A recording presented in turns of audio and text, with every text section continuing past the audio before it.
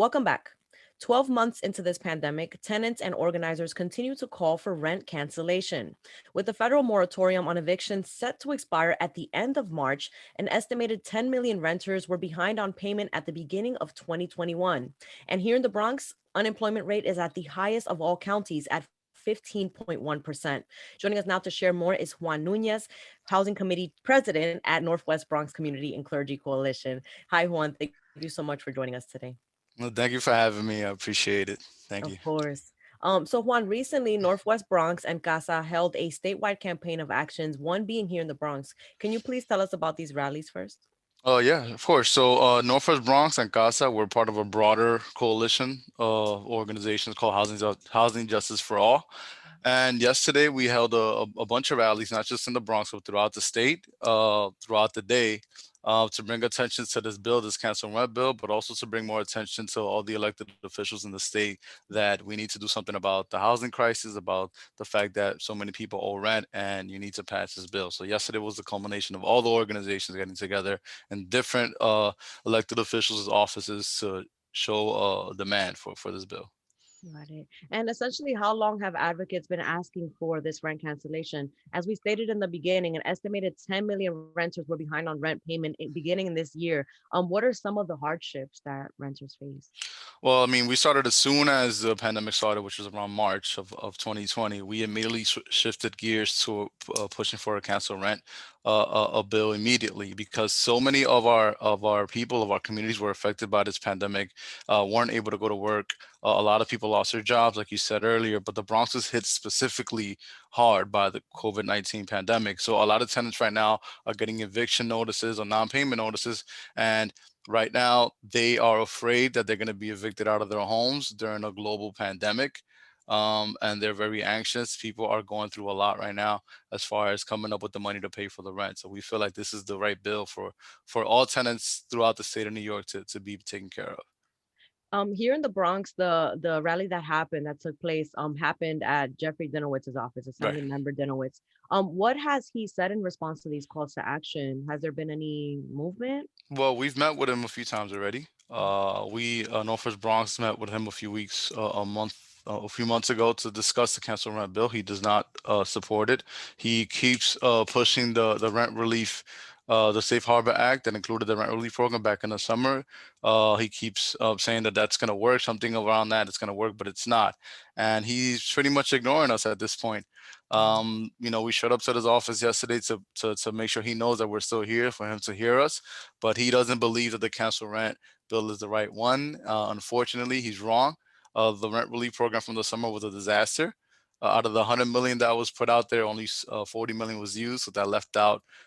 Most people couldn't qualify for that program. So right now, him and a lot of the elected officials throughout the state are just not really supporting the bill like they should. Mhm. And can you tell us more about this bill? It's called the COVID-19 Housing Relief and Recovery for All Act, aka the Cancel Rent Bill. If you can just tell us a little bit more about it. Well, yes, it's actually called the Rent and Mortgage Cancellation Act. But you're right. Got it. That was yeah, that's the Rent and Mortgage Cancellation Act, and it was introduced by Assembly member Yuling New and Senator Julia Salazar from Brooklyn. And what this does, it cancels rent payments and mortgages for small homeowners throughout the pandemic, starting from March 7th until the COVID state emergency crisis ends, and 90 days after that. So what this does, it cancels mortgages for small homeowners. It prevents small homeowners also from accumulating debt, fees, penalties, or bad credit, and that goes for renters too. So renters won't have to pay all that debt, and they won't face any eviction. So this covers it all. This cancel rent bill pretty much covers it all. It includes a relief fund to help small landlords to maintain their buildings and to stay afloat. And I want to emphasize that part of the bill because there's a lot of kind of back and forth about, well, what is it going to do to small homeowners? This leaves them out. It doesn't. It doesn't. It protects small homeowners as well as renters. So I want to make that specifically clear to folks to make sure they don't get some misinformation about the bill. Yeah, that was definitely my follow-up. Landlords and tenants often get on two different sides of the issue here when it comes to rent cancellation. And often we see, what about the landlords when you talk about tenant protections? Landlords say that they need the rent and tenants say that they can't pay it. What is the solution and where would the money exactly come from? How simple would it be to acquire it for, our elected officials to get this money? Well, Governor Cuomo has the executive powers to cancel all rent in the state of New York, and we can use tax increases on the rich to cover this cancel rent bill, and we can also use the federal money. There's 1.4 billion dollars that's about to be given to the state of New York for rent relief. They could use that money to support this bill. So the money is there. And when it comes to the landlords, I'm tired, and our tenants are tired of having to prove that we are suffering through a pandemic. We have to fill out forms. We have to, for the rent relief program, we had to submit documents to prove that we're struggling. It's time for the landlords to do that on their own. The Mm. small homeowners will be protected. We're going after the giant corporate landlords that have been historically going after Black and brown communities throughout the Bronx, and we want them. We want to put the onus on them to have to prove to the state that they need the help with the rent. So that's why it's important that we create a rent relief fund so that the landlords are the ones that have to apply if they're facing the hardship, and then let them deal with the state so then they can receive the funding, the landlords. So this puts it all off. All the tenants have, all you have to do is cancel the rent for the tenants. They don't have to fill out any forms like they had to in the summer. It's very simple. It puts it all on the landlords to have to do this, not on individual elderly, sickly tenants that don't know how to navigate website, don't have the technology to fill out forms. We don't have the men and women power to actually go out there and fill out forms individually. It makes it a lot easier when the landlord is the one that has to apply for the relief and not the individual tenant. Got it. And as we mentioned, the current eviction moratorium is set to expire on March 31st. Juan, what will this mean for thousands or millions of tenants in the Bronx and across the state? How are these housing courts going to look once that expires? That's something I am personally trying to figure out how it's going to look at. It's going to be They're going to be completely flooded. And I just want to make something perfectly clear. The moratorium ends May 1st. Tenants have had until February 26th to fill out a hardship form. Mhm. So the eviction moratorium that was passed back in January, what that does is, if a tenant fills out a hardship form, it pushes any potential case against them until May. And I want tenants to really understand that part of it. Yes, you cannot get evicted right now until May 1st, but you have to fill out that hardship form. Landlords are required by law to give you that form, and they are required by law to accept it once you fill it out. If people want more information, you can visit the northwestbronx.org website or the housingjusticeforall.org website. You can fill out a hardship form there, go straight to the housing courts. Just know that if you receive a non-payment notice, that does not mean you have to leave your apartment. You could stay home. You cannot get evicted until you see a judge. Got it. All right. And for the thousands of millions of renters in the Bronx, I mean, I work for a pantry here in Webster Avenue where I'm getting 5 to 6 calls a day about rent. I mean, people are already feeling the effects of like depression, anxiety, the trauma that's coming from this pandemic.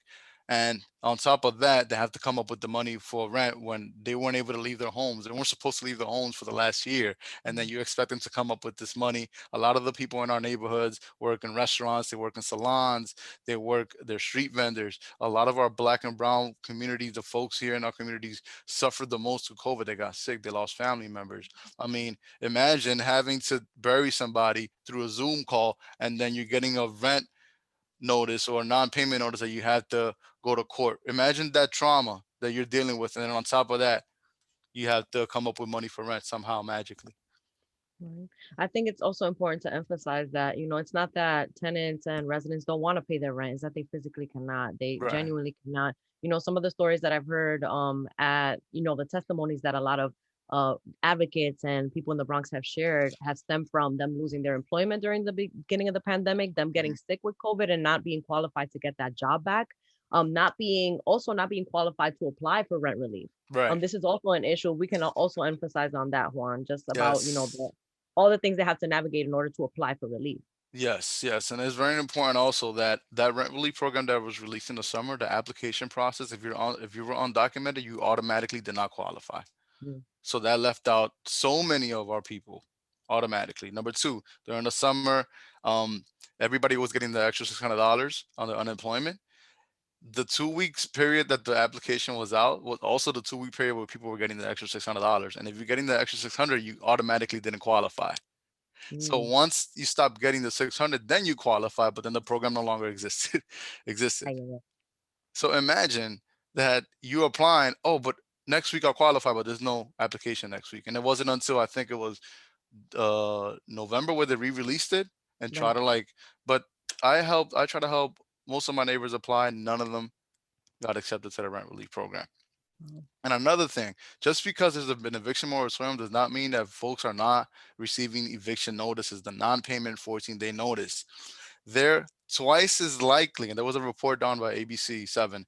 Eviction notices are twice as high in Black and Latino neighborhoods compared to predominantly white neighborhoods, and they're also being filed at a rate at least 5 times higher in the community's poorest neighborhoods. And let me highlight the communities that are being sent the highest eviction notices in the city, all in the Bronx: University Heights, Morris Heights, Highbridge, Belmont, and Morrisania Mm. are the neighborhoods that are getting sent the most eviction non-payment notices right now. So I want all these residents, all the community members that are getting these notices to understand that they cannot evict you until May 1st. Please fill out the hardship form. You cannot get evicted until you see a judge. Do not leave. Do not leave your homes, please. Thank you so much, Juan, for joining us today. Finally, how can people stay in touch and find out more information on everything we discussed today? Yes, please visit our website, northwestbronx.org, or at Northwest Bronx on Twitter, or you can go to the housingjusticeforall.org website or follow the tag on Twitter at housing, the number 4, all, and Y. We have all the resources you need in that website and both websites. Please join the movement. We have until May 1st to try to get this passed because until then, we don't know what's going to happen. So Thank thank you you for again, having me. Juan. Thank you, Juan, for your time. Appreciate you. Juan Nuñez is the Housing Committee President at Northwest Bronx Community and Clergy Coalition. We're taking a quick break. Open BXRx will be right back.